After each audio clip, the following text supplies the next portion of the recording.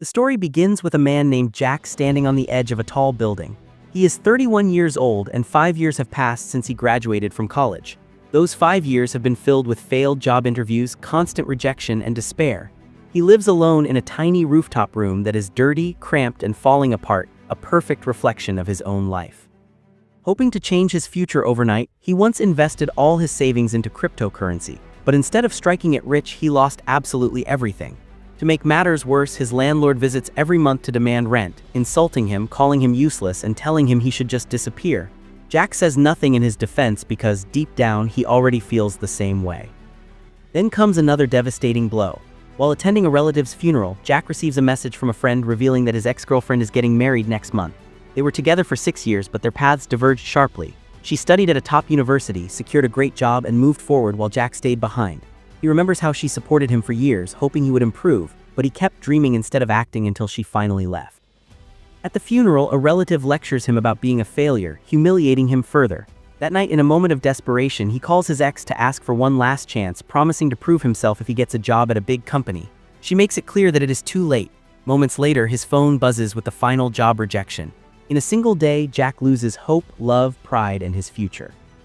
He begins to believe something dangerous. If he cannot control his life, he can at least control his death. He goes to the rooftop, takes off his shoes, places his suicide letter under them, and convinces himself that death is easier than living. He jumps, and Jack dies. But death is not the end. Jack suddenly wakes up on an airplane in business class, wearing a luxury seatbelt and an expensive watch. He looks at his reflection in the screen and realizes it is not his face. Sitting across from him is a calm woman dressed in black who introduces herself as Death. She explains that he did not simply die. He treated death like an escape button or a way to quit a game, and that offended her. As punishment, she condemns him to die 13 times. Each time, he will wake up in a new body that is already close to death. If he can prevent the death event of that body, he can live out the rest of that life fully. However, if he fails, he returns to her. She clarifies that this is neither heaven nor hell, it is her realm. The game begins with his first new body, which belongs to a man named Tsu Park. Tsu is 35 years old, born into extreme wealth, and raised with private tutors and rich friends who never needed to study. He failed school in the army, but it didn't matter. He started a company with family money and became a CEO. He possesses luxury cars, expensive clothes, and is even dating a famous pop star, the same idol Jack once admired from afar. The irony hits hard. In his original life, Jack struggled and got nothing, while this spoiled man did nothing and received everything. Jack looks at the expensive Rolex on his wrist, triggering a memory from his army days when he used to dream of owning such a watch. A glowing orb of light appears, flooding his mind with Tsu's memories. He learns that Tsu is actually empty inside, using money to hide his flaws.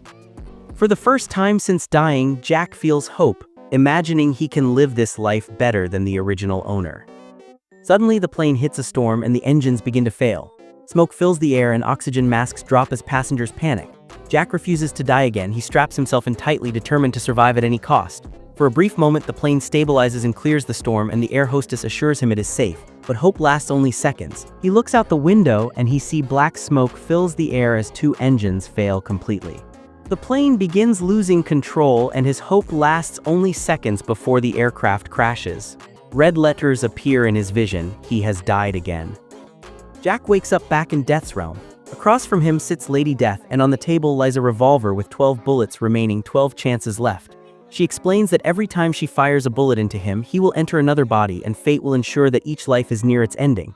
When Jack asks if this place is hell, she calmly explains that it is neither heaven nor hell, it is simply her domain. He asks about the glowing information orb, and she explains it is memory data from the original body's host, a privilege given so he can understand the life he has entered. She tells him this is a game now because he treated his own life like a game.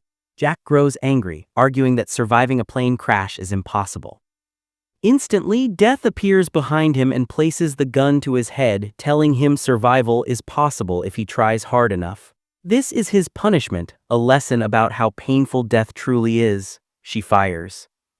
He wakes up tied to a chair, his body beaten and bleeding. He realizes he is inside the body of a gangster. Before he can even move, a well-dressed man approaches him with a hammer. There's no glowing memory orb this time, no preparation, just impact. The hammer smashes into his face, everything goes dark, and he dies again.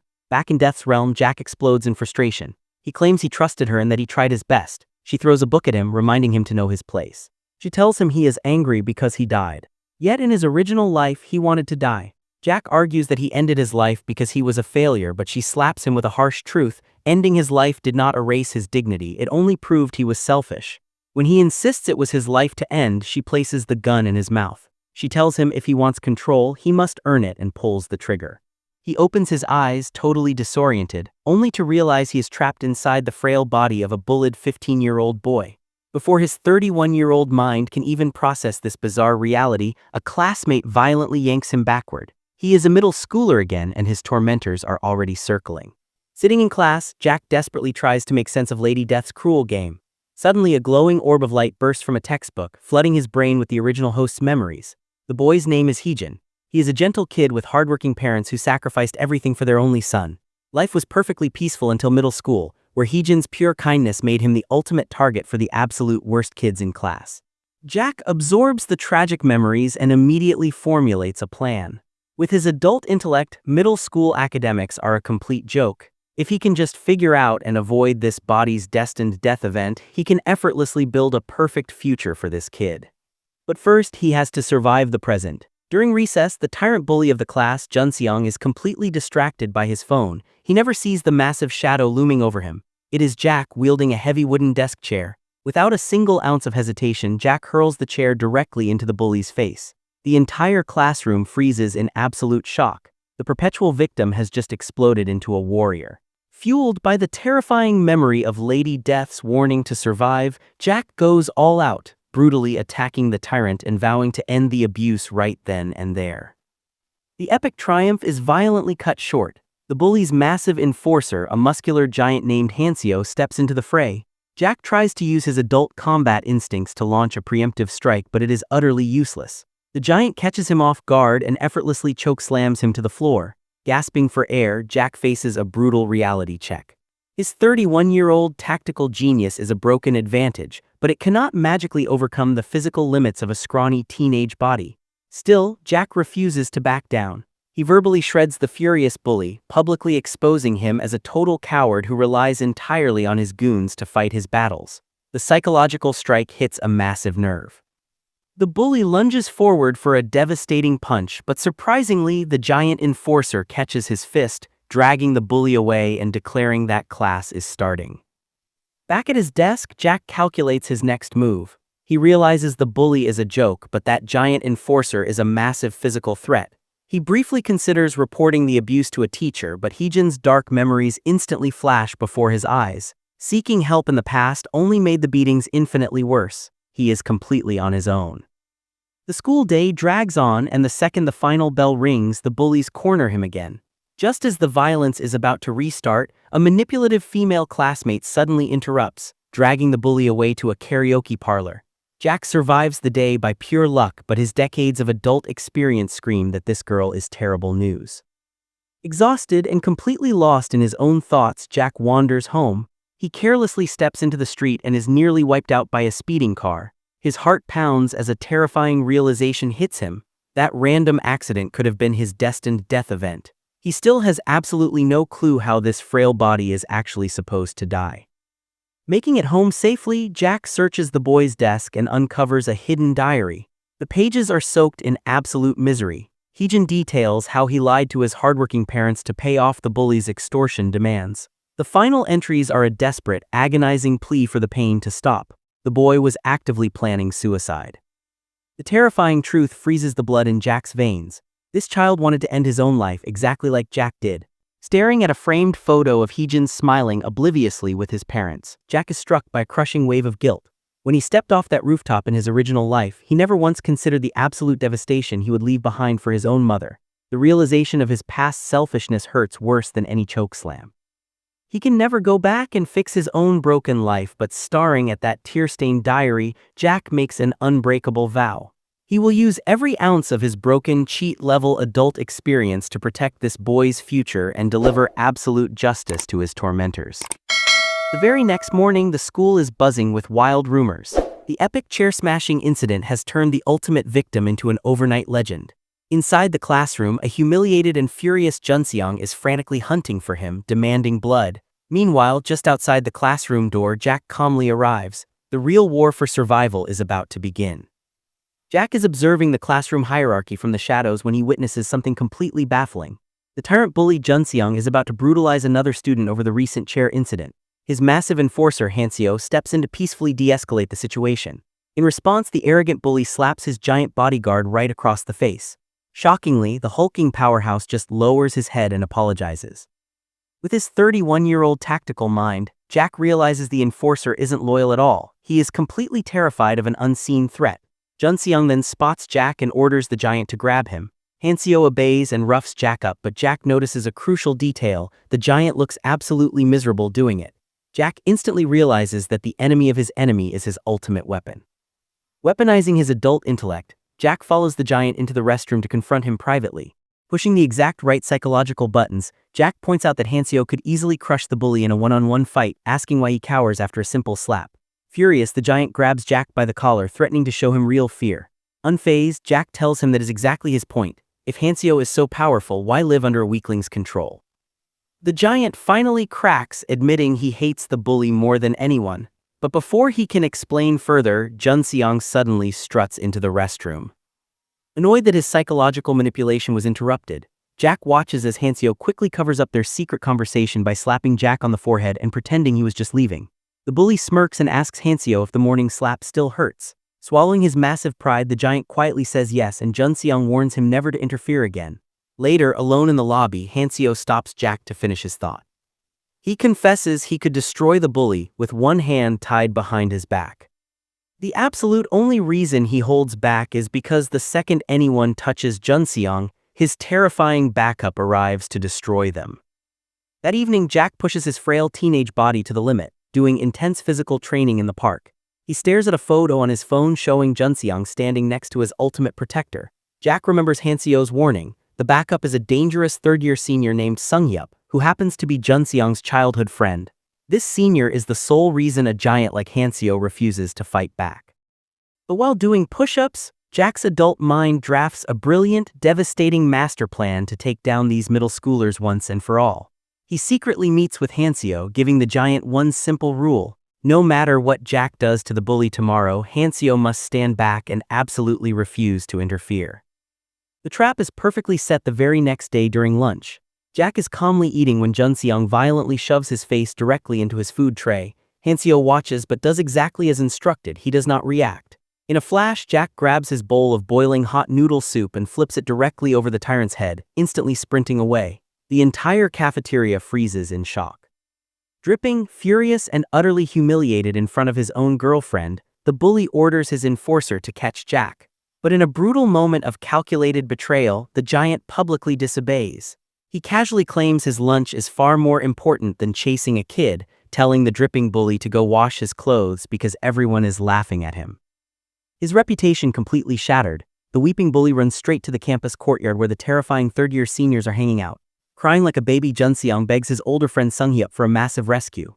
Thinking it will be a fun distraction, the dangerous seniors agree to help. Back in the classroom, sheer panic sets in. Hanseo realizes the third years are actually coming and frantically snatches Jack's phone, yelling that this master plan is going to get them both killed. But Jack remains perfectly calm, casually assuring the giant that all the preparations are already complete. The tension hits an absolute boiling point as the terrifying gang of third years storms into the classroom, stunning every student into silence.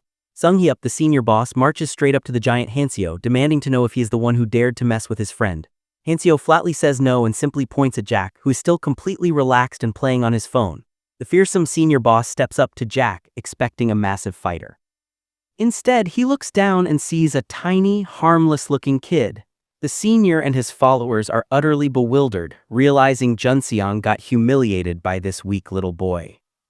Absolute disgust washes over the senior boss's face. He realizes his underling just begged for a rescue over a pathetic squabble with a child. Knowing that beating up Jack would permanently destroy his own terrifying street credibility, the senior boss makes a brutal split-second choice. He turns his rage onto Junseong, screaming that he's a worthless coward for bragging and begging over a tiny kid. He publicly disowns the bully right then and there, commanding him to never show his face again. Desperate and completely broken, Junseong falls to the floor, crying and grabbing the senior's legs, but the boss brutally kicks him away. Without throwing a single punch, Jack's brilliant tactical mind has completely stripped the tyrant of all his power and protection, leaving him totally isolated and destroyed. The plan worked exactly as Jack had calculated. He knew that people like the third-year seniors, who rule through their reputations, don't waste their time on pathetic squabbles that make them look small. By making Junseong look like a crying child, Jack stripped him of his protection in seconds.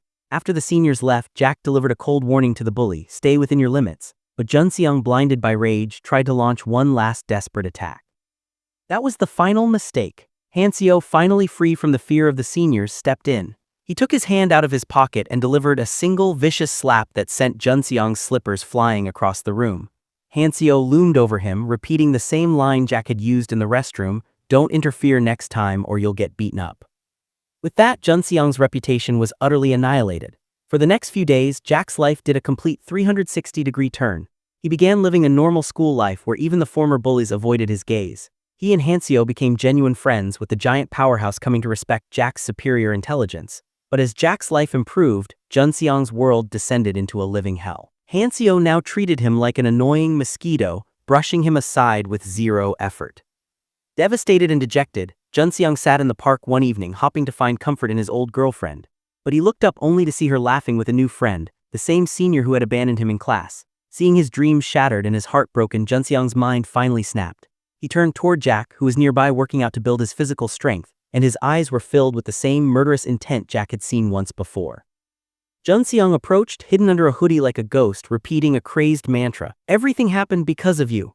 Jack tried to dismiss him, telling the idiot that he was the cause of his own ruin, and turned away. But Junseong's self-esteem had bottomed out into a frenzy.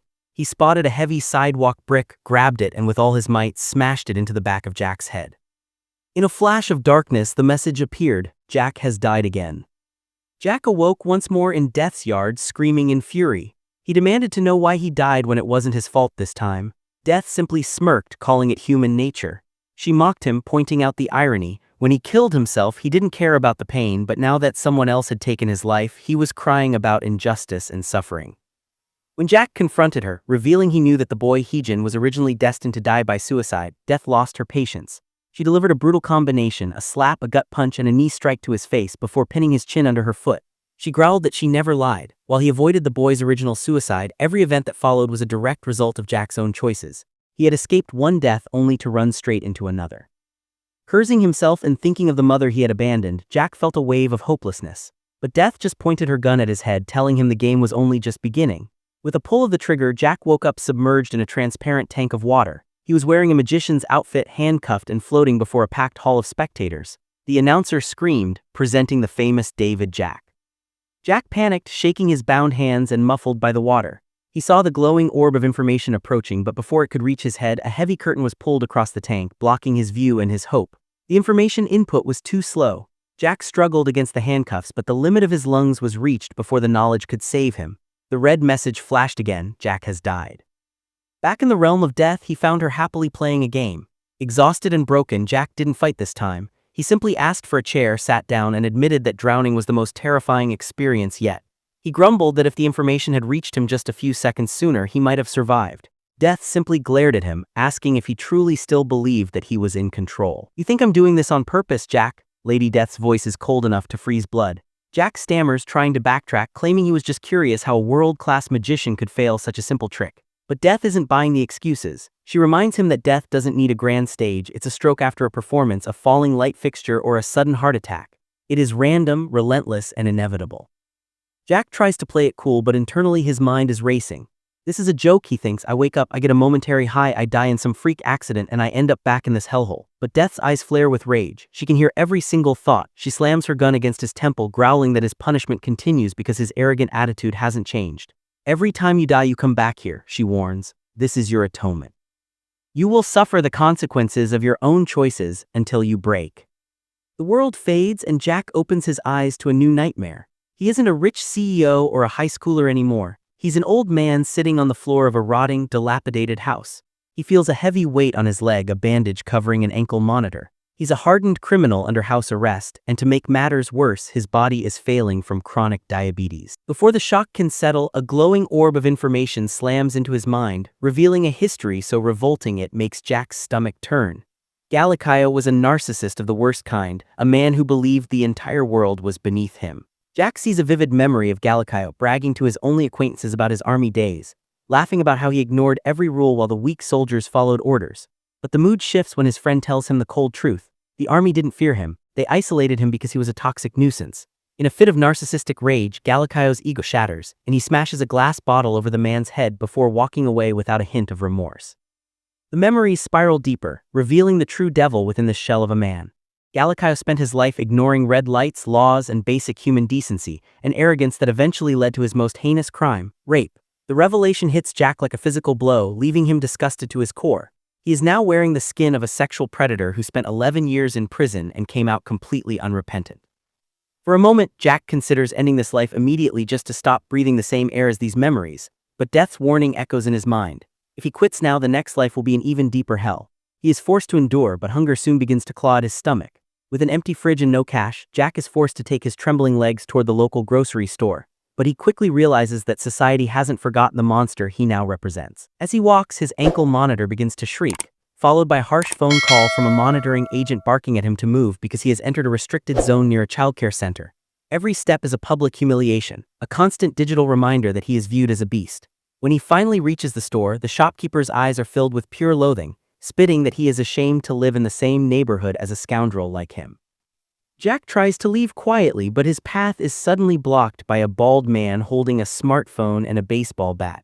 The man shoves his phone in Jack's face, showing a viral post of the bat that reads, "If this photo of my baseball bat gets 10,000 likes, I will beat Galakayo the rapist and post a photo as proof."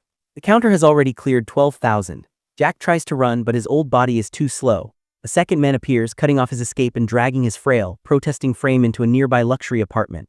They tie him to a chair and set up their cameras, carefully checking the lighting and angles. They aren't broadcasting live, they are meticulously filming a high-quality video to document the beating. Inside a grim, abandoned apartment, the two vigilantes realize that snapping a simple photo won't satisfy the internet's thirst for blood. Their viewers demand to see actual violence. Jack realizes he is trapped in a nightmare where his pain is being choreographed for a viral payoff. The bald man raises his baseball bat, ready to mercilessly crush Jack's frail, elderly body. But just before the fatal blow lands, a mysterious young man steps out of the shadows and hits cameraman with stick. Furious at the interruption, the bald vigilante violently swings the heavy bat right at the newcomer's head. Without even flinching, the stranger effortlessly catches the swinging bat with his bare hand. He mocks the bully for thinking a simple toy could kill anyone before delivering a lightning-fast, savage beating that leaves both vigilantes completely helpless on the floor. In a massive reversal of power, Jack and his sudden savior work together to securely tie the two attackers up right there in the abandoned apartment. The young stranger offers Jack the bat, urging him to take his revenge on the men who tortured him. But Jack, completely broken and exhausted, drops the weapon and begs to just go home. The mysterious stranger kindly obliges, leaving the tied-up vigilantes behind and walking alongside Jack all the way back to his decaying house. During the walk, Jack asks why anyone would risk their life to save a notorious monster like Galakayo. The young man smiles warmly, claiming he believes everyone deserves a second chance no matter their dark past. But as they reach the front door, Jack notices the young man's hand twitching and vibrating violently. The stranger brushes off the tremor as a harmless spasm, but the moment Jack steps safely inside, the savior's friendly mask completely drops. Staring at his trembling hand with a sinister glare, the young man turns right back around, heads straight to the abandoned apartment and brutally executes the tied-up vigilantes with their own bat.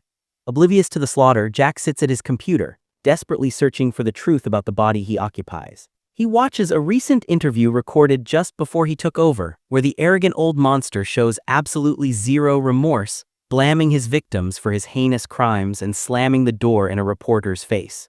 Boiling with rage and pure disgust at the skin he is trapped in, Jack decides to end it right then and there. Jack constructs a noose, perfectly ready to hang himself to escape the nightmare. But just as he kicks the chair away, the good stranger suddenly bursts in and pulls him down. His warm smile has twisted into a terrifying, psychotic grin. He whispers that Jack isn't allowed to kill himself because that pleasure belongs exclusively to him. Jack instantly tries to bolt, but the psycho slams him to the ground with a brutal suplex, knocking him cold. Jack wakes up restrained in a custom-built kill room, completely surrounded by the blood-stained belongings of the vigilantes. The serial killer finally reveals his masterpiece. He stalks his targets by playing the heroic savior, gaining their absolute trust before violently tearing it away. Pointing directly at Jack's neck, the psycho gleefully admits that stomping right there is his absolute favorite way to finish a job. He pulls out a hunting knife, mocks Jack for last words, and violently stabs him just above the knee. He intentionally misses the main artery to ensure Jack bleeds out as agonizingly slow as possible. The killer paces the room, ranting about how he sees himself as a visionary artist and murder as his blockbuster movie. Driven mad by the terror, Jack tries to bite his own tongue off to force a quick death and deny the killer his prize. But the psycho aggressively shoves his fingers into Jack's mouth to stop him, laughing maniacally as he moves in to deliver his signature killing blow to Jack's neck. The red text flashes on the screen once again: Jack has died. Jack awakens in Death's realm, hyperventilating and consumed by a primal, suffocating fear. Boiling over, he lunges forward, grabbing Death by the throat and screaming for the nightmare to stop. But Death just laughs, vanishing and reappearing instantly behind him. She coldly explains that he has completely misunderstood the rules of this game. She isn't a god orchestrating his suffering. She is simply the mirror reflecting his own arrogance. Before he jumped off that building, Jack wrote a suicide note treating death like a cheap escape button. He insulted the very concept of mortality, and now he is paying the ultimate price. The realization hits Jack hard. A sudden, heartbreaking memory of his grieving mother flashes into Jack's mind. But his pride is an unbreakable armor. Refusing to back down, Jack stubbornly insists to Death that he did absolutely nothing wrong. Unbothered by his arrogance, Death casually opens her desk drawer, pulling out her massive revolver and aiming it directly at his chest. The cold steel instantly shatters Jack's defiant facade. Terrified of experiencing another gruesome murder, he drops straight to his knees, desperately begging and pleading for mercy. But Death coldly loads the chamber, stating that his pathetic pleading only proves he still doesn't understand the true weight of mortality. Realizing that begging is completely useless against a cosmic force, Jack's fear morphs back into bitter anger. He stands back up, points directly to the center of his forehead, and angrily dares her to just get it over with. Without a single ounce of hesitation, Death pulls the trigger. Jack snaps awake, disoriented by a barrage of flashing RGB lights and loud digital donation alerts. He's sitting in a high-tech gaming chair, rocking brightly dyed hair and staring directly into a camera lens. He is right in the middle of a massive live broadcast. Before he can even process the digital chaos, a premium donation alert flashes on his monitor, and the glowing memory orb bursts from the screen, slamming directly into his mind. He learns he is now inhabiting the body of Gutchin Kim, a 31-year-old internet sensation known online as Lazy Kim. While Gutchin was an absolute failure at academics and sports throughout his life, he possessed a magnetic, natural talent for comedy. Turning his goofy personality into a career, he successfully built a massive YouTube channel with over 1 million subscribers, raking in an absolute fortune. Jack's mind races as he realizes he has finally hit the ultimate jackpot. This body isn't a frail old criminal or a weak middle schooler. He is a wealthy, healthy, and beloved internet celebrity. Trying to play it cool and collect his thoughts, Jack takes a casual sip from a water bottle on the desk. But as his eyes dart to the monitor and he registers the massive live viewer count, the shock hits him all at once. He does a massive, cartoonish spit take, tumbling backward and crashing hard onto the floor. The live chat instantly explodes with laughter, assuming the clumsy fall is just another hilarious comedy bit from their favorite creator. Completely overwhelmed and panicking, Jack scrambles back up and frantically yanks the power cord, abruptly ending the broadcast. Escaping the overwhelming streaming setup, Jack wanders out of the room and is completely blown away by the sheer size and extreme luxury of his new mansion. He collapses onto a massive plush sofa, finally feeling a rare moment of comfort, and turns on the television. But his momentary peace is violently shattered. Breaking news flashes across the screen reporting that the universally despised criminal Galakayo has been found brutally murdered. The chilling reminder of the psychotic serial killer from his previous life sends a sharp shiver down his spine, and he instantly turns the TV off. Jack quickly realizes that death didn't place him in this luxurious life for a vacation. A designated, inescapable death event is definitely coming for this streamer soon. Sipping on a cold soda, Jack's tactical mind goes into absolute overdrive. The news report makes him connect a massive, game-changing puzzle piece. Death isn't sending him to random, disconnected realities. He is reincarnating into the exact same universe, sharing the exact same timeline. With this massive realization, Jack devises a brilliant, broken cheat code to completely hack Death's punishment. He resolves to secretly liquidate the famous streamer's massive fortune, pack all the cash and gold into a bag, and bury it in a highly secure remote location. Even if he fails to prevent the streamer's destined death, Jack can simply dig up the hidden millions in his very next life, guaranteeing himself the ultimate financial advantage to survive whatever nightmare death throws at him next. Jack wastes absolutely no time executing his master plan. He rushes down to the streamer's massive personal garage and is completely blown away. The space is packed with a jaw-dropping fleet of supercars, Ferraris, Mercedes, and BMWs. Grabbing the keys to his favorite ride, he speeds out into the city for a night drive, quickly realizing the sheer magnitude of this body's fame. People on the streets recognize him, adore him, and treat him with massive respect. But Jack isn't here to play influencer. The very next morning, he sets his ultimate cheat code into motion. He immediately sells off the supercar and completely drains the host's bank accounts, withdrawing a staggering 1.4 billion won in cold, hard cash. He stuffs the massive fortune, along with heavy gold chains and a luxury gold watch, into a sturdy duffel bag and seals it tight. Driving out to a remote, heavily forested mountain range far away from civilization, Jack hikes deep into the woods. He digs a deep hole, securely buries the massive fortune underground, and carves a distinct marker into the exact tree facing the stash so he can easily locate it in his next life. With his future survival officially funded, he begins the trek back down the mountain. However, the streamer's unathletic, clumsy body struggles on the steep terrain. Jack trips over a rock and tumbles violently down the rugged slope. As he rolls uncontrollably, the physical shock triggers a deeply repressed, heartbreaking memory from his original life. He sees himself as a tiny boy, crying and begging his mother to tell him when his father is coming home, completely unaware that his father had already passed away. The vision shifts, showing his hardworking mother sacrificing everything to support Jack's every single step until he turned 25. He remembers looking her in the eye and promising that once he landed a corporate job, he would take care of her and wear expensive suits. Instead, the memory reveals the pathetic truth. He spent his 20s locked in his room playing video games, actively dodging her phone calls and making up weak excuses about his job hunt. The most soul-crushing realization hits him like a freight train. In his final moments on that rooftop, his mother had been frantically calling and messaging him, terrified for her son. He had ignored her completely, stepping off the ledge without giving her a single thought. Jack wakes up at the bottom of the mountain trail, his face completely drenched in tears. A strange, bald man is standing over him, shaking him awake. Jack quickly wipes his eyes, scrambling to his feet and lying that he is perfectly fine and was just out for a casual jog. The bald stranger warns him in a low, gravelly voice that the mountains are incredibly dangerous, claiming he lives out here in total isolation just to stay away from society. Jack politely excuses himself and hurries away, completely missing the deeply sinister, predatory glare the bald man shoots at his back as he leaves. Back inside the safety of his luxurious mansion, the wealth feels completely hollow. Jack sits alone, sipping a soda, utterly haunted by the memory of his mother's unconditional love and his own ultimate betrayal. Consumed by pure self-disgust, he violently hurls the soda can across the room. As the night drags on, an intense paranoia grips him. He is absolutely terrified to close his eyes, fearing that if he falls asleep he might suddenly wake up back in the cold, gray realm of Lady Death. Desperate to stay awake and distract himself from his crushing guilt, he fires up his high-tech PC. Leaning into his host's internet fame, he starts a massive late-night live broadcast, turning it into a wild eating and drinking stream to entertain his thousands of viewers until the sun comes up. After streaming straight through the night to outrun his crushing guilt, an exhausted Jack finally collapses into his luxurious couch as the sun comes up. But the absolute second his eyes close, they snap right back open in the cold, gray void of Death's realm. Jack is utterly bewildered, frantically asking how a healthy, wealthy influencer could possibly die from simply taking a nap. Lady Death coldly breaks down his pathetic final days. She explains that the agonizing guilt over his mother kept him terrified of sleeping, resulting in severe insomnia for an entire week. Combining extreme sleep deprivation with massive amounts of alcohol, binge-eating garbage on his live broadcasts, and carrying severe psychological trauma, his heart simply gave out. But instead of crying or raging like he usually does, Jack looks down at the floor and actually begins to smirk. He isn't upset about losing the streamer's life because his ultimate master plan is already perfectly in place. He knows he has over $1 billion in cash and gold buried safely in the mountains, just waiting to be dug up by his next host. Catching his arrogant grin, Death's eyes narrow with suspicion.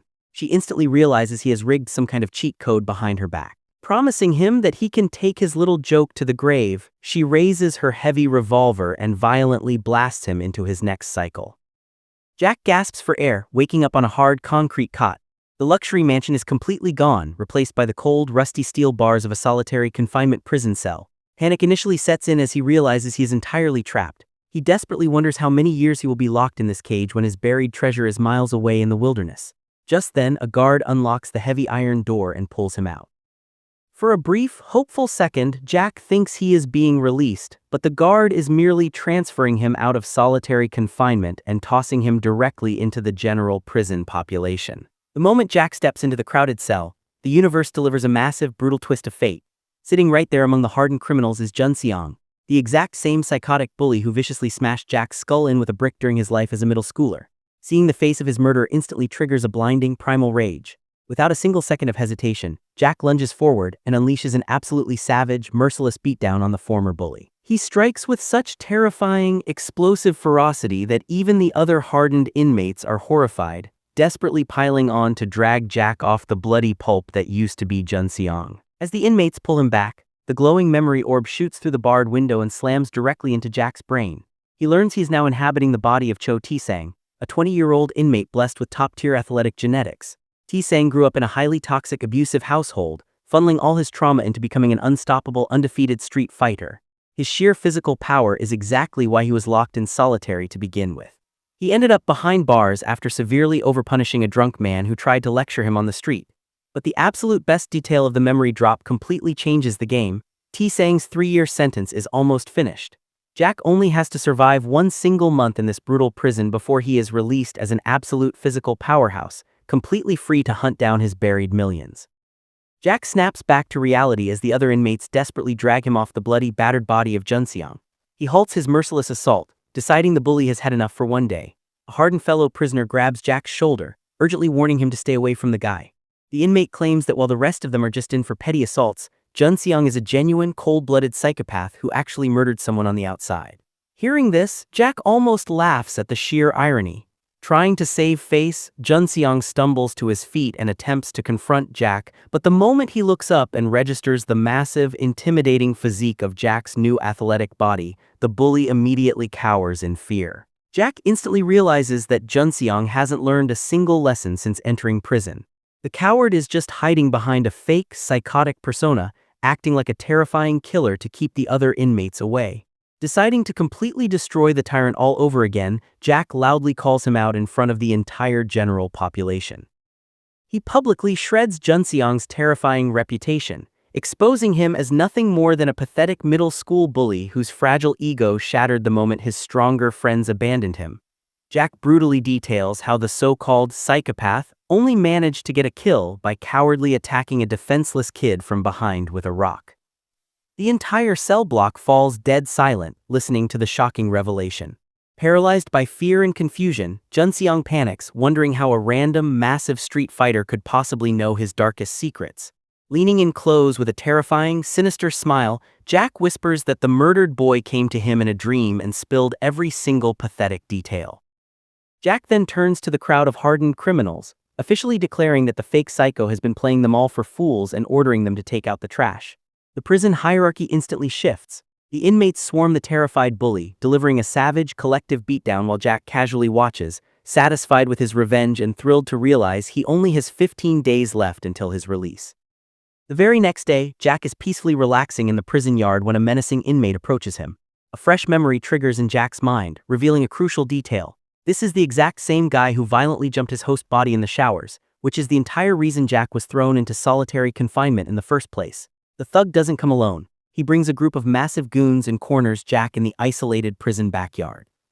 They mockingly congratulate him on his upcoming release, but the moment Jack tries to walk away, the entire gang suddenly launches a coordinated, brutal ambush. But they completely underestimate the absolute beast they just woke up. In the blink of an eye, Jack unleashes a devastating, explosive flurry of counterattacks. Without even fully understanding how his own limbs are moving so incredibly fast, Jack single-handedly obliterates the entire gang in seconds, leaving them all groaning on the dirt.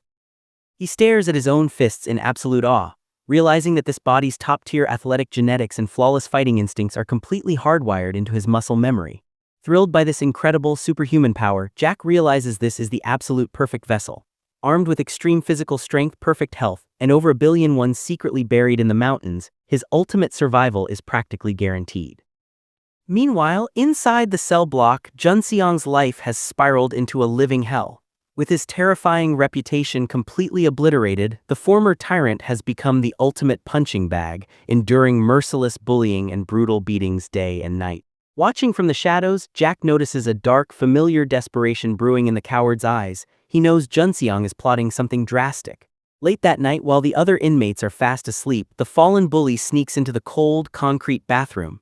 Driven by pure panic, he frantically grinds the handle of a plastic toothbrush against the floor, carving it into a lethal shiv. But before he can finish, Jack silently steps up behind him and catches him in the act. Startled and terrified, Junseong blindly lunges forward, slashing wildly with the sharpened plastic. Jack effortlessly swats the pathetic strike away, gripping the bully tightly and angrily asking if the coward is trying to murder him for a second time. Junseong's face twists in utter bewilderment, having absolutely no idea what Jack means by a second time. Without giving him a second to process it, Jack delivers a lightning-fast, brutal headbutt that instantly shatters the bully's nose, following it up with a heavy, bone-rattling slap that sends Junseong crashing hard onto the bathroom tiles. Jack stares down at the bleeding bully, fully aware that his massive athletic body could easily beat Junseong to death right then and there. But a prolonged, bloody fight would add years to his sentence and completely ruin his impending release date. Deciding that physical pain isn't enough anyway, Jack opts for total psychological warfare. He leans in dangerously close and whispers, asking if the slap hurt as much as the beatings the giant enforcer Hansio used to give him. Hearing his old high school bodyguard's name echoing in a maximum security prison absolutely paralyzes Junseong with fear. Jack then drops a psychological nuke, completely blowing his cover. He reveals that he is actually the reincarnated soul of Heejin, the innocent middle schooler Junseong cowardly murdered from behind with a sidewalk brick. Junseong screams in denial, claiming it is completely impossible, but Jack ruthlessly corners his fractured mind. He lists hyperspecific, terrifying details that only the dead boy could possibly know. The exact conversation they had in the park right before the murder, the heavy wooden chair smashed into his face, the boiling hot noodle soup dumped on his head in the cafeteria, and the humiliating moment his girlfriend abandoned him for a high school senior. To deliver the final, soul-crushing blow, Jack pulls off an Oscar-worthy performance. He rolls his eyes completely to the back of his head like a possessed demon and whispers a chilling, unbreakable vow. He promises that wherever Junseong goes, Jack will follow, and he will never, ever stop hunting him until the day he dies. The sheer, unadulterated terror completely breaks Junseong's mind. His mental and physical state shatters simultaneously as he collapses to the floor, completely soiling himself in absolute fear. For the final few days of Jack's sentence, the prison remains incredibly peaceful, as the once terrifying bully is reduced to a traumatized, catatonic shell of a human being. Finally, the highly anticipated release day arrives. Jack steps out of the massive iron prison gates, breathing in the fresh air and entirely unfazed that absolutely no one is there to greet him. He collects his personal belongings, including the host's smartphone, and immediately catches the first bus heading straight for the remote mountain range. He makes a quick stop at a roadside Chinese diner, happily inhaling a massive meal to celebrate his long-awaited freedom, before finally reaching his destination deep in the wilderness. Jack is fully prepared and bursting with confidence, carrying a heavy shovel to dig up the 1.4 billion won he secretly buried during his past life as the wealthy streamer. But as he hikes eagerly toward the marked tree, his perfect plan hits a massive brick wall. He suddenly crosses paths with the strange, bald man he had briefly encountered on this exact same mountain trail in his previous life. Jack tries to play it cool, masking his panic by casually claiming he is just out for a nature hike. The strange bald man's cold, dead eyes lock onto the shovel and he politely asks to borrow it. But as the bald man extends his arm, Jack's blood runs completely cold. Strapped securely to the stranger's wrist is a highly distinct luxury gold watch. It is the exact same watch Jack had sealed inside the duffel bag and buried deep underground. The horrifying truth clicks instantly in Jack's mind. The strange bald man hadn't just been wandering the woods. He had secretly watched the wealthy streamer bury the treasure from the shadows, and he dug the entire fortune up the absolute second Jack left the mountain. But before Jack can even process the massive theft or utilize his elite fighting skills to fight back, the bald man violently swings the heavy shovel. The solid iron bludgeons Jack's head, knocking him completely unconscious. Jack wakes up groggy and terrified, his hands and feet tightly bound with thick rope. He is still trapped in his prime, incredibly strong athletic body, but he is completely immobilized, tied up outside a creepy, isolated cabin deep in the woods. The strange bald man stands over him, casually acting like a butcher as he prepares an array of terrifying tools. As the horrific reality sets in, Jack is crushed by the ultimate bitter irony. Jack demands to know why he is being held, but the man just laughs, revealing that he was stunned to see two different young men, first the wealthy streamer and now this athletic powerhouse, appear at the exact same remote spot searching for the same treasure. The man admits he has already claimed the duffel bag stuffed with a massive fortune as his own, and as he turns his back to find his gloves, he makes it clear that Jack is never leaving these mountains alive. But Jack refuses to be a victim. He is currently inhabiting a body with a massive, strong athletic physique, a frame built for raw speed and endurance. Even though his hands are pinned, he leverages the explosive strength in his legs. With a desperate, agonizing twist, Jack manages to slip his feet entirely out of his tied shoes and socks. His feet are finally free, but his upper body remains anchored to the trap. The bald man catches him in the act and smirks, brandishing a lethal blade. He mocks Jack, warning that even if he manages to run, one single trip on the treacherous mountain rocks will send him tumbling down a slope he will never get back up from. Jack doesn't blink. In his mind, he sees the flashes of his brutal prison brawls, remembering how he single-handedly dismantled a gang of hardened inmates. He realizes that if his muscle memory could conquer a cell block, he can survive one psychopath with a knife. In a heartbeat, the bald man lunges with lethal intent. Jack's reflexes are electric. He dodges 2 blinding strikes and counters with a bone-shattering headbutt that leaves the predator reeling. Following up instantly, Jack drives a devastating kick into the man's gut, sending the thief sprawling into the dirt. The man is fueled by pure unadulterated greed and refuses to stay down. He scrambles back to his feet, launching a ferocious close-range assault with manic speed. This is where Jack's tactical genius truly takes over. He doesn't just dodge to survive, he positions his body with clinical precision. As the man swings his weapon in a wide arc, Jack lures the strike directly toward the ropes binding his arms. The blade slices through the thick hemp-like paper, and in that instant the beast is fully unleashed. Jack is free. The bald man's face twists in pure terror as he realizes he has just signed his own death warrant.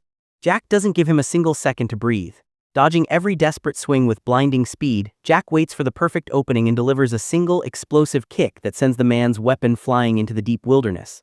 Disarmed and defenseless, the psycho is no match for Jack's raw physical power. Jack rains down a brutal barrage of heavy-duty strikes, pummeling the man until he is a broken, trembling mess on the ground. Standing over his defeated attacker, Jack demands the location of the fortune. The terrified man points toward a small, rotting shack nearby. Jack storms into the cabin and finally lays eyes on the prize, the duffel bag filled with the massive cash fortune. He grabs his gold watch back from the man's wrist and steps back into the mountain air, believing his perfect future is finally within reach. Jack grabs the massive duffel bag and starts his long walk out of the thick forest. As he reaches the same cliff where he fell in his last life, a sudden wave of worry hits him. He wonders if the bald man tricked him and stuffed the bag with garbage while he was asleep. He quickly zips it open and breathes a sigh of relief. All 1.4 billion won is right there, perfectly safe. But the mountain isn't done with him yet. Just as Jack turns to leave, the bald man lunges from the shadows for one last fight. Jack is ready this time. Using his powerful new body, he swings the heavy bag of money like a giant hammer, slamming it into the man's legs. The bald man loses his balance, rolling and flipping down the rocky hill until he hits a big tree with a loud thud. Jack climbs down to check on him and finds a tragic sight. The man's own sharp weapon has stabbed him right through the chest. As he dies, the man tells Jack his sad secret. He wasn't always a mountain ghost, he used to be a very rich businessman. But he was so greedy that he lost everything and went broke. Ashamed, he ran away and left his wife and kids behind. Even when his family searched for him, his pride kept him hidden in the woods for years. When he found Jack's buried money, he thought he could buy his family's love back, but they told him they had learned to live without him and didn't want him anymore. He admits he only stayed alive because he was too scared to end his own life.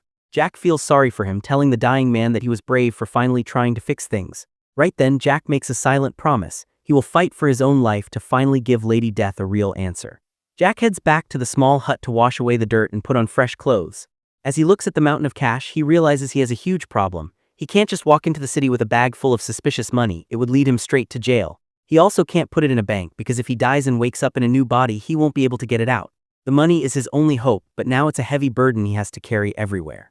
Exhausted from the brutal day, Jack finally falls into a deep sleep, and for a moment the nightmare vanishes. He wakes up feeling like he's back in his original body, resting his head in his own mother's lap. But reality quickly hits him, it's just a dream. He jolts awake in his current athletic body because the phone is ringing. It's a call from this body's mother. Jack is struck by a wave of guilt, remembering how he used to ignore his own mother's calls in his past life. This time he can't bring himself to hang up. He answers, and the woman on the other end starts crying, apologizing for not being there when he was released from prison. She tells him she is always on his side and loves him deeply. Overcome with emotion, Jack feels like his own mother is speaking to him. He tells her he is coming to see her right now and catches the first train out. As the train speeds toward his destination, Jack starts to worry. He wonders if answering that phone call was a huge mistake that might lead to his death. When he arrives at the station, he realizes he can't walk around with a massive bag full of cash. He uses his head and decides to hide the bag in a station coin locker. He gets a receipt and learns he only has 4 days to keep his things there before they are removed. Now, with the money safe and only a password to remember, he continues his journey to see the mother. Along the way, he thinks about what he will even say to her when they meet. Suddenly, a fancy car pulls up behind him. It's a friend of the host body, a guy who doesn't even ask how Jack is doing before he starts bragging about his new ride. Jack asks how he could afford such an expensive car, and the friend admits he took out a massive loan he can't really afford. He naively claims he'll just get a part-time job to pay it off, showing he knows nothing about how the real world works. While they are talking, a scrap dealer accidentally bumps his cart into the new car. The friend goes into a rage, screaming insults and acting like a total jerk to the poor old man. Jack is already annoyed by the guy's arrogant face, and hearing his toxic words makes him snap. He gives the friend a well-deserved beating, telling him he just doesn't like his face, and walks away. Finally, Jack reaches the apartment building where the mother lives. Just as he gets a call from her, he notices a mysterious man standing right behind him. The stranger asks if he is T-Sang Choi, and Jack realizes the man is hiding a large knife behind his back. Before Jack can react, the stranger stabs him deep in the stomach. As Jack falls, the man reveals his face. He is the person the original T-Sang beat up years ago. The victim tells Jack that the assault left him permanently disabled and ruined his life, and the short prison sentence Jack served wasn't enough justice. He came there specifically to end Jack's life as revenge. Due to the massive blood loss from the stabbing, Jack's athletic body fails him, and he dies right there in front of the building. Jack wakes up back in Death's realm, and his only thought is the bag of money. He knows he only has 4 days to get back to that locker, or all his hard work will be for nothing. He desperately tells Death to just shoot him and send him to the next life immediately. Death is amused by his rush and pulls the trigger, sending him into his next body. Jack wakes up as an incredibly handsome man in the middle of a professional photo shoot. He has no idea what is happening and strikes a clumsy, awkward pose, making the photographer think he's lost his talent for the day. Jack quickly realizes he is now a famous model, but he doesn't care about the fame. He only cares about the clock ticking on his buried fortune. He immediately catches a taxi and heads straight to the station. He breathes a massive sigh of relief when he opens the locker and finds his fortune perfectly safe.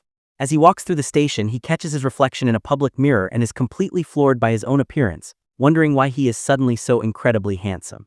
Right then, a glowing orb of information slams into his mind, giving him a full download of this body's history. He was the kind of boy who had been popular and adored since he was a child purely because of his stunning looks. He received everything in life without any effort, which meant he never bothered to work hard or develop any real talents. Currently, he spends his time working a part-time job at a cafe while modeling for big brands on the side. Despite having a life most people would envy, the original owner actually hated his existence because he knew people only liked him for his face and couldn't see the empty person underneath. Jack realizes that the world truly is a different place when you are beautiful, but he has no time to enjoy the attention. Jack boards a train and begins the journey to find his real mother.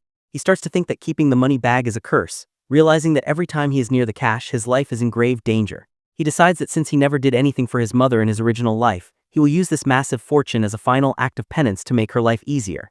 He reaches her apartment building and leaves the heavy bag of money right outside her door, but he can't just walk away. He remembers the password to her home and lets himself in.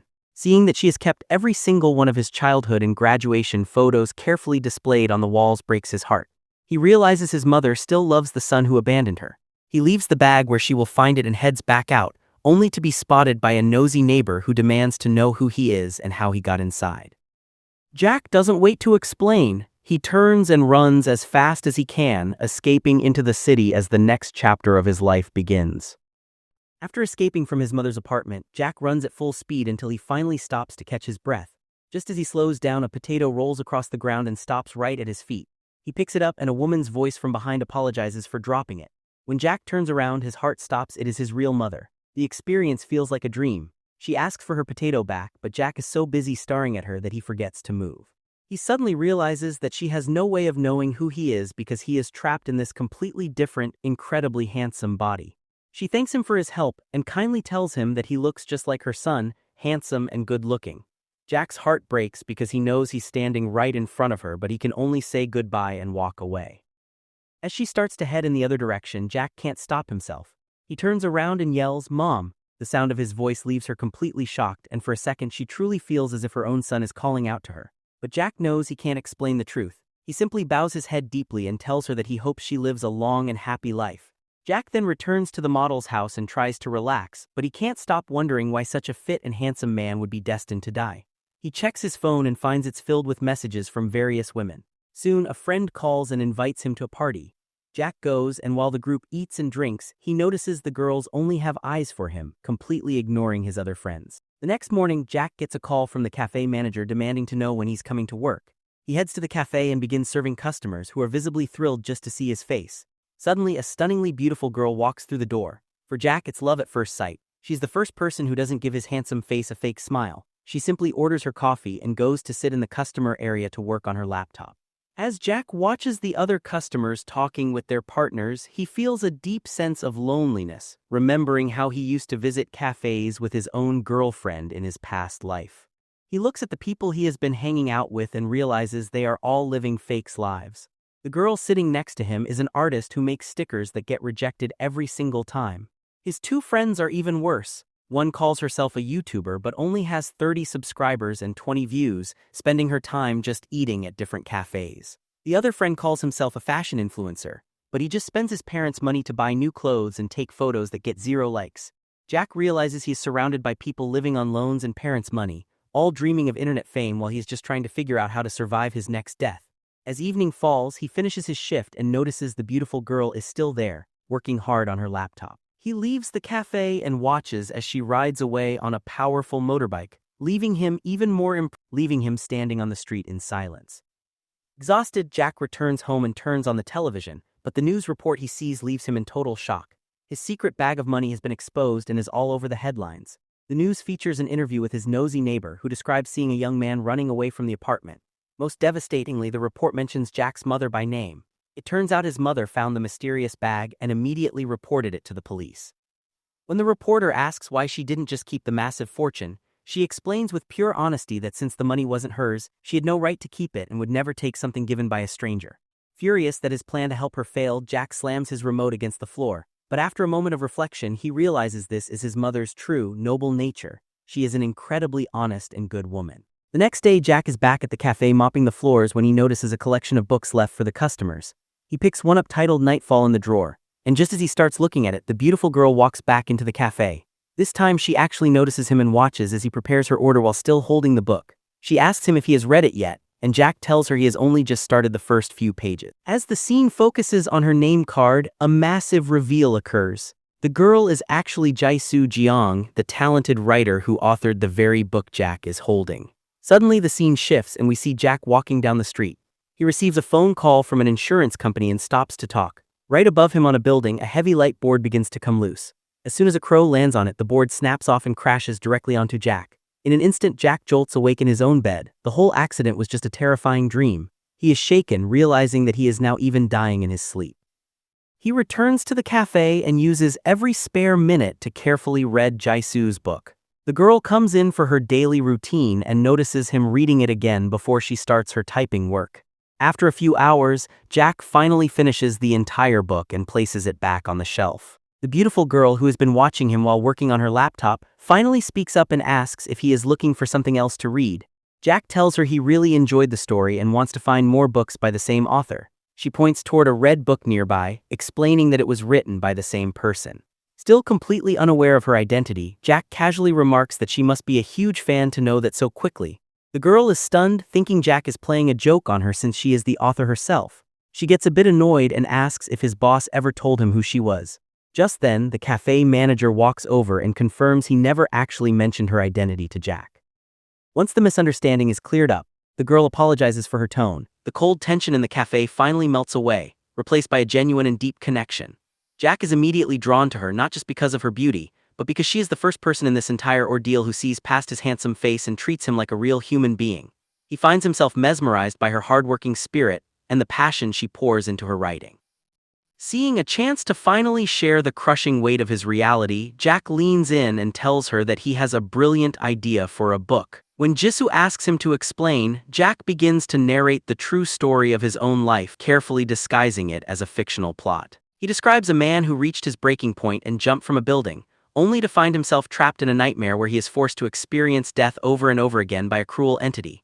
Jack goes into agonizing detail, recounting his time as the middle schooler Heejin and the brutal moment the bully Junseong smashed his skull with a brick. As he speaks, Jisoo is visibly shaken and moved. She tells him she never expected such a realistic and impactful story from him, admitting that his descriptions of the characters and the presence of death feel hauntingly accurate. Jack can only offer a sad, knowing smirk. To her, it is a masterpiece of imagination, but to him, it is the memory of every bone-chilling second he has suffered. Deeply hooked by his words, Jisoo agrees to write a book based on his story and suggests they meet every day to develop the details. Over the next few weeks, their professional meetings slowly transform into a beautiful, tender romance. They share long dinners, watch movies, and walk through the city until the rest of the world seems to fade into the background. For the first time since his original life ended, Jack feels a powerful, desperate surge of hope. He realizes he doesn't want to die anymore. He wants to stay in this body, protect this life, and spend every remaining second by Jisoo's side. But the cruelty of the game is that happiness is always the prelude to a new tragedy. Just as Jack finally finds a reason to live, the scene shifts with a violent, jarring crash. The peaceful dates are replaced by a chaotic hospital hallway. Jack is now on a blood-soaked stretcher, his body shattered and his vision fading. A frantic team of doctors rushes him toward the emergency ward, but Jack doesn't care about his own pain.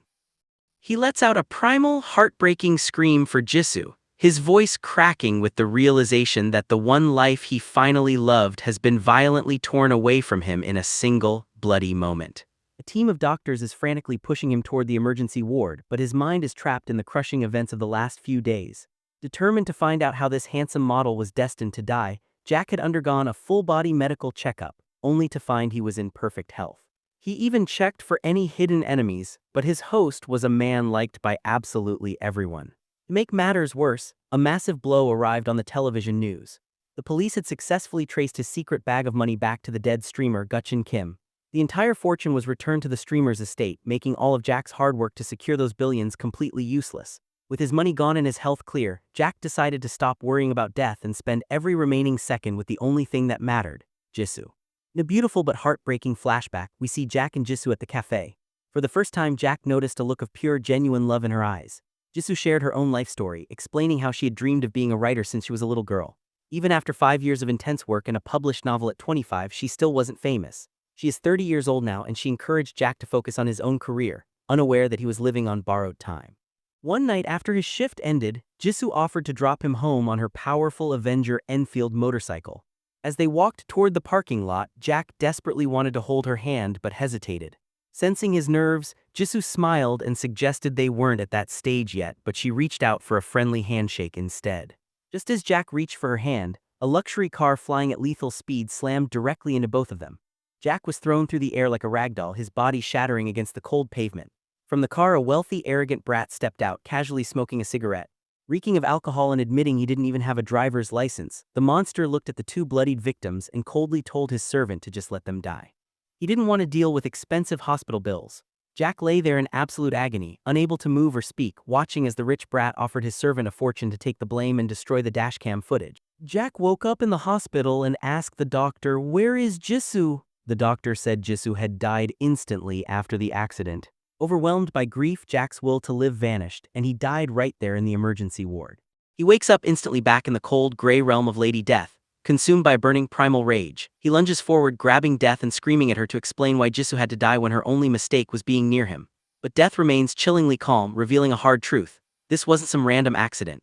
She explains that in that specific crash, 2 deaths were already destined to happen. The only thing Jack's presence changed was that those 2 victims happened to know each other. Driven by a desperate, murderous need for justice, Jack looks Death in the eye and dares her to pull the trigger, stating that he wants to go back just to kill the monster who took Jisoo's life.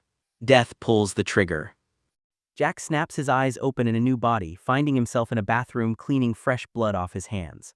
He looks in the mirror and realizes he has just hit the ultimate, twisted irony. He is now inhabiting the body of the psychotic serial killer who murdered him in his past life as the old man. Before he can even process the ghoulish reflection, he hears a strange noise behind the bathtub curtain. He checks the tub and finds the drain clogged with human hair, a sickening reminder of the monster he now represents. Suddenly, a glowing orb of information rises from the drain and slams into his brain, revealing a history so dark it makes Jack physically retch. The memories show that while Gucheng Jiang was born into a decent family, he was possessed by a demon from childhood.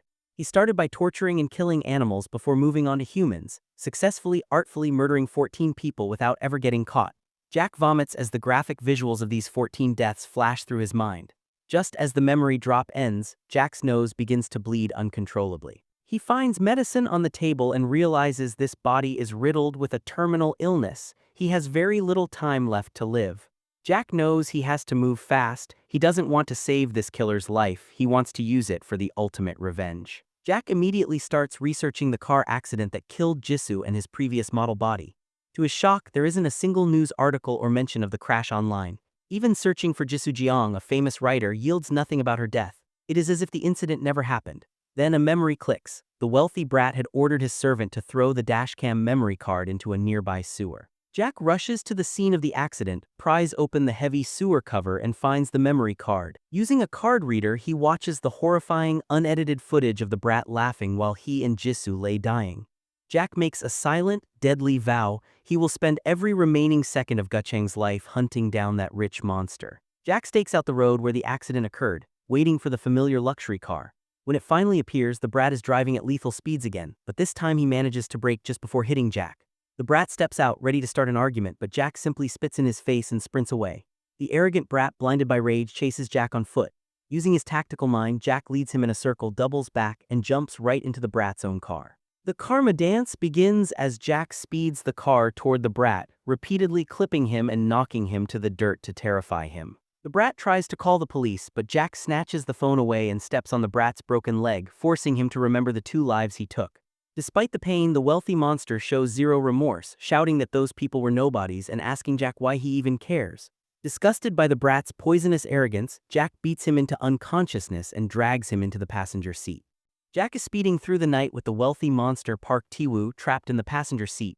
Desperate and terrified, the rich brat tries to use the only power he has left, money. He begs Jack to negotiate, promising him a massive fortune if he just lets him walk away. But Jack just laughs. He's already buried billions in the mountains. Money is a joke to a man who has died 7 times. Jack tells the monster that his original plan was to drag him into the woods for a slow confession. But after seeing his disgusting arrogance, he just wants him dead. Jack floors the accelerator, but the terminal illness in the killer's body suddenly strikes with a vengeance. His nose begins to bleed uncontrollably, and his vision blurs into a thick, dark fog. For just a few seconds, Jack loses consciousness. It's a fatal mistake. The car loses control and slams violently into a massive tree, knocking Jack out cold and giving the wealthy brat a miracle chance to escape. Bleeding and frantic, the brat stumbles out of the wreckage and runs into the middle of the road, screaming for help. Suddenly, a second car roars out of the darkness at lethal speed, slamming into the brat and sending him flying like a ragdoll. Jack wakes up just in time to see the impact. He stays hidden behind the bushes, knowing that if he steps out, his cover as a serial killer will be blown. He watches as a mysterious uncle, a rugged, cold-looking older man, steps out of the second car to inspect the damage. The brat is still alive, lying in a pool of blood and begging for someone to call 911. But the mysterious uncle is a cold-blooded calculator. He realizes that reporting the accident would drag him into a legal nightmare and leave him stuck with a mountain of hospital bills. The brat, realizing the man is hesitating, tries to bribe him, promising even more money if he just saves his life. But the uncle sees a different reality. He knows that if this kid's powerful family finds out he hit their son, they will hunt him down and ruin his life regardless of the money. The uncle decides to finish what the crash started. Instead of helping, he cold-bloodedly executes the brat and drags his body into his own trunk. Jack watches from the shadows, paralyzed with fear. He realizes that in this world there are people far more terrifying than serial killers. But the nightmare isn't over. The uncle spots Jack's crashed car nearby and realizes someone must have been driving the brat. He pulls a shotgun from his backseat and begins hunting through the trees. Jack holds his breath, praying his heart won't give him away. The uncle fires a test shot into a nearby tree, the wood splintering just inches from Jack's head. Satisfied that no one is around, the man finally drives off with the body. Jack eventually crawls out of the woods and returns home, physically and mentally destroyed. He looks at his bloodied hands and realizes a hollow truth. He got the revenge he wanted, but it didn't bring Jisoo back, and it didn't wash the filth of the serial killer's soul off his own. Understanding that vengeance is a dead end, Jack decides to perform one final act of justice. Using Gucheng's memories, he writes a detailed note listing every single one of the killer's 14 victims, including the locations of the bodies and the artistic trophies the killer kept. He plans to surrender himself to the police station to finally close the case on these missing people, but fate refuses to let Jack be a hero. Just as he finishes the list, his terminal illness strikes with a vengeance. Blood pours from his nose, his vision fails, and he collapses hard onto the floor. The message flashes one more time: Jack Choi has died. Jack jolts awake in Death's realm, but this time he's done playing the victim. Finding the courtyard empty, he searches Death's monolithic desk, finds her massive silver revolver in a drawer and snatches it. When Lady Death suddenly appears and demands to know what he's doing, Jack doesn't hesitate. He aims the gun directly at her, threatening to send her into a human body so she can finally feel the agonizing pain of her own game. But Death just laughs at his aura farming attempt. She isn't a god you can shoot, she is mortality itself. When Jack pulls the trigger, she catches the bullet in her teeth and spits it out like a piece of candy. She mockingly tells him that humans are pathetic. Even when a door is clearly marked, they try to kick it down. With a simple tap of her fingertip against his forehead, she fires a phantom bullet that sends Jack screaming back into the cycle.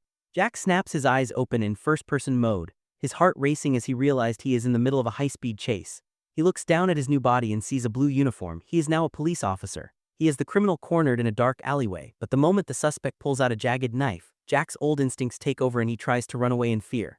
Just then his junior partner arrives, effortlessly tackling the criminal and making the arrest. Jack quickly realizes that his junior doesn't respect him at all, viewing him as a coward. Suddenly, the glowing orb of information slams into his brain.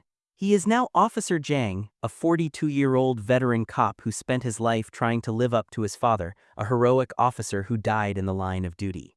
Jack learns that while Officer Jang is a pure soul who always follows the rules, his subordinates hate him for his strict honesty and the fact that he stays isolated after his mother's recent death. Jack realizes he is now a good man for the first time, but he's about to use this badge to settle some old debts. Since he was just inhabiting the body of the psychotic serial killer, the timeline is still fresh. He knows exactly where a mass murderer is hiding because he was that murderer just minutes ago.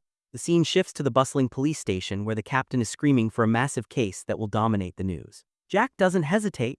He stands up in front of everyone and calmly announces that he has been secretly tracking a dangerous serial killer and has finally located the culprit. The entire station falls into a stunned silence. His junior partner looks at him with pure skepticism, suspecting Jack is just making up a delusional story to save his failing reputation. Ignoring the doubts, Jack leads his skeptical team straight to the killer's apartment. When they reach the door, Jack doesn't call for a locksmith or wait for backup orders. To the absolute horror of his junior partner, Jack simply punches in the secret password he remembers from his last life, and the door swings open. Inside, they discover the rotting, blood-stained corpse of the serial killer Jack inhabited in his previous life. While the junior partner examines the body, Jack knows exactly where the evidence is hidden. He points to a shelf and pulls down the secret diary he wrote during his time as the killer. It is a gruesome masterpiece containing the locations of all 14 victims and the specific trophies the killer kept from each one. Jack even discovers the car reader and the memory card holding the unedited footage of the crash that killed Jisoo. Jack orders his junior to call the forensics team immediately, proving that he has single-handedly solved the most terrifying case in the country's history. Within hours, the media explodes. News reports flood every channel with the story of the serial killer found dead in his own home. The discovery of the diary and the victims' trophies turns Jack into an overnight national hero. The police department throws a massive celebration, but the junior partner is still haunted by confusion, constantly asking Jack how he could have possibly known the killer was there. Jack handles the pressure perfectly, giving a moving speech about the sacrifices he made to prove his capability as an officer. His words are so powerful that another teammate gets emotional and barks at the junior to finally show his senior some respect. But Jack's mind is already moving toward his next target. He tells his boss he has one more debt to settle and demands immediate permission to visit the prison lockup, walking down the cold, echoing hallway to confront a specific inmate. This is the man who took the fall for the wealthy brat Park Tae-woo after that fatal hit-and-run. The criminal is confused, expecting his rich boss to arrive with a get-out-of-jail-free card, but Jack hits him with a brutal reality check. He reveals that Park Tae-woo is dead and he knows every dirty detail of their bribe. To deliver the ultimate psychological blow, Jack pulls out the dashcam memory card. The only evidence that could ever prove the inmate was just a scapegoat. In a move of pure, calculated cruelty, Jack snaps the card into pieces and swallows it right in front of the man's eyes. He leaves the prisoner in a state of absolute despair, knowing that with the evidence gone, the world will forever see him as a cold-blooded killer. As the sun begins to set, Jack finds himself walking through the city streets when he hears the screams of a panicked crowd. Pushing through the onlookers, he finds two men in a violent brawl with one already bleeding out on the pavement. The attacker is a cocky thug waving a sharp cutter, acting like a movie villain while people film the scene on their phones. He mocks Jack, daring the old officer to try and stop him. But he has no idea who he's dealing with. Before the thug can even process what's happening, Jack's body reacts with the precision of a professional fighter. With a single, lightning-fast kick, he sends the weapon flying through the air and follows up with a heavy-duty punch that knocks the criminal unconscious instantly. The crowd erupts into cheers as the police arrive to haul the man away, and Jack's legendary status reaches a fever pitch. By the next morning, the video of the super cop has exploded across social media, and Jack is the only thing the entire station is talking about. The subordinates who used to treat him like a joke are now lining up to show their respect. Even his junior partner, who once viewed him as a pathetic coward, is completely stunned by the change. He pulls Jack aside for a private conversation, desperately wanting to know what happened to the quiet, isolated man he used to work with. Jack decides to finally pull back the curtain, but instead of sharing his own secrets, he reveals the tragic, hidden history of Officer Jang. He tells the junior about Jang's father, a legendary hero who gave his life for the Force, and the crushing weight of losing his mother just days before. Hearing about the years of silent grief and the impossible pressure to live up to a hero's legacy, the junior partner is moved to tears. He realizes he was wrong about everything and vows to give Jack the honor and loyalty he has truly earned. While the police station is buzzing with celebration, his junior partner accidentally reopens a deep wound by mentioning the recent death of Officer Jang's mother. The mention of a parent's loss is painful enough, but the situation turns surreal when Jack looks across the room and sees a familiar face, his own real mother. She is sitting in the station being questioned about the mysterious bag of money he left at her apartment during his life as a model. Drowning in guilt and traumatized by the fact that he only has 3 lives remaining, Jack realizes this is the only existence where he can face her as a man of honor. As she finishes her statement and heads for the exit, Jack loses his grip on reality. In a moment of raw, unfiltered desperation, he screams out for his mother. The entire station goes silent as she turns around, looking at him with absolute confusion. Jack freezes, the ice of his current identity hitting him instantly. He stammers out an apology, lying that he mistook her for his own mother, and expresses how sorry he is that the investigation into the money has caused her so much trouble. She gives him a tired, kind smile, telling him the officers finally cleared her to go. Jack's heart is pounding so violently he can barely breathe, and consumed by a terrifying fear of what his cursed presence might do to her, he turns and runs away, experiencing true horror for the first time. But there is no time for Jack to process his breakdown. He and his junior partner are immediately assigned to a high-profile case, hunting down a professional hitman. While tracking the target through the city, the junior partner spots the suspect lurking on a corner and points him out.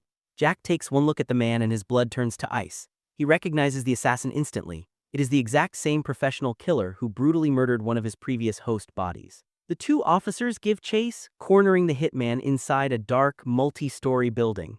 The hitman is a cold-blooded expert who has sensed them since the beginning. A violent struggle breaks out in the narrow, cramped stairwell where the hitman manages to knock Jack down before sprinting for the roof. The junior partner chases him up alone, but he is completely outmatched by the assassin's combat skills. The hitman dodges every strike with ease and then delivers a brutal, bone-shattering blow with a heavy hammer, crushing the junior's knee. As the partner collapses in agony, the hitman prepares to deliver a finishing strike. Jack bursts onto the roof just in time to stop the killing blow, but even in this fit body, the hitman is terrifyingly fast. Jack is brought to his knees, finding himself in the exact same humiliating position he was in when this man murdered him in his past life. Just as history is about to repeat itself, the junior partner lunges from behind with his last bit of strength, locking the hitman in a desperate chokehold. Together, they finally manage to take the professional monster down. As backup arrives, Jack is left shivering on the roof, realizing with a sinking heart that his very presence is a death sentence for everyone he tries to protect. To thank him for the rescue, the grateful junior partner forces Jack to come over for a home-cooked dinner. As Jack takes the lift up to the apartment, he feels a strange disconnect, realizing that in his original life, he wasn't even half the age of the body he now occupies. When the door opens, he is met with a sight that stops him cold. A warm, happy home, a loving wife, and a sweet little daughter who instantly calls him uncle. Seeing their family photos on the wall, Jack is haunted by the realization that if he had just stayed focused and responsible in his past, his life with Jisoo could have looked exactly like this.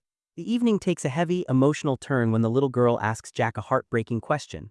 She wonders if work always makes him hurt, explaining that whenever her father comes home, he is covered in new bruises and injuries. Jack immediately recognizes this as a sign from the universe.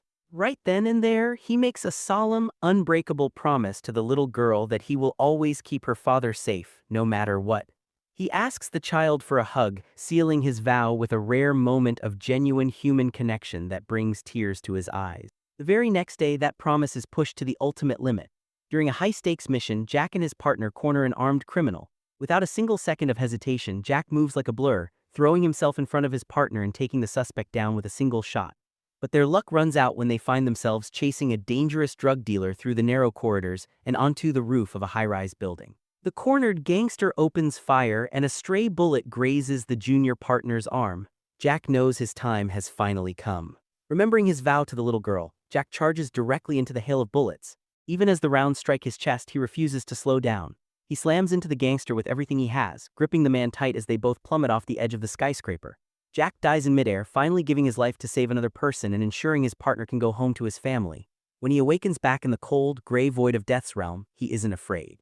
He tells Lady Death that he had valid reasons for his choice, believing that sacrificing himself to save a good man was the right thing to do. Death, however, is absolutely disgusted. She mocks his heroic act, asking if he seriously expects a medal for his sacrifice, and reminds him that he was sent there to survive, not to play the hero. She coldly tells him that his self-righteousness means nothing in her game and that he still hasn't learned his lesson. With a cruel, mocking laugh, she fires the next bullet into his head. Jack snaps awake to the sound of roaring bus engines and the smell of exhaust. He looks down and sees that his hands are filthy and his clothes are nothing but rags. He is no longer a hero or an officer. He is an old, nameless, homeless beggar sitting on a hard bench at a bus terminal. As he shivers in his filthy rags, a news report flashes on the public screen. It announces that Officer Jack has been officially declared a national hero for his ultimate sacrifice. The world finally knows the truth about his bravery, and for the first time in his journey, Jack's past host is respected by everyone. Jack decided to attend his own funeral. He travels to the funeral home and finds room number 1, where a massive crowd has gathered to pay their respects to the super cop. From the shadows, Jack watches his junior partner's family arrive. The little girl, Shulgi, asks her father if she will ever see her uncle again. Her father tearfully replies that he is always with them, watching from heaven. Shulgi cries, thanking her uncle for keeping his promise to keep her father safe. Jack, hiding in the corner in his filth, breaks down in tears. For the first time in all his lives, he feels he did something truly right. A staff member rudely interrupts his grief, handing him a few scraps of food and chasing him away like a stray animal. As he walks away from the funeral home, the glowing information orb emerges from the officer's portrait and begins to follow him. But Jack is finished. He doesn't want any more memories or another exhausting life.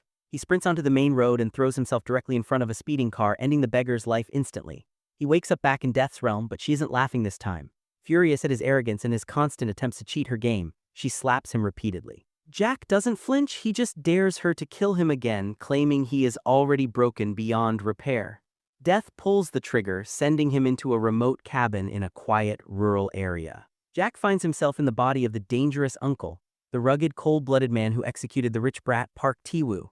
He looks out the window and sees the car from the crash, realizing the brat's body is likely buried in a nearby field. He sees a pot of noodles boiling on the table and takes a moment to eat and drink alcohol, trying to settle his nerves. But the sight of the uncle's shotgun resting on the table is too tempting. Jack doesn't even wait for the information orb to reach him. He jams the barrel of the shotgun into his mouth and pulls the trigger within minutes of waking up, returning to the void once again. Back in the realm of Death, there is an eerie, heavy silence. Lady Death tells him he has only one bullet left, his 13th and final chance. She asks him with a cold, expressionless face if he truly thinks he will be able to survive this time. Jack remains arrogant, telling her to just shoot so he can finally be free of this cycle. He snaps awake in a warm, quiet house that feels strangely familiar. He walks toward a mirror to see his final identity, and the reflection that stares back causes him to collapse in absolute terror. Death has saved the worst for last, trapping him in the body of the one person he truly destroyed with his original suicide, his own mother. Before he can even scream, a glowing orb of information bursts from a cabinet and slams into his soul, forcing him to experience his mother's entire existence in a matter of seconds. He sees her as a young girl, growing into a woman, the beautiful moment she met his father and the pure, unadulterated joy of Jack's own birth.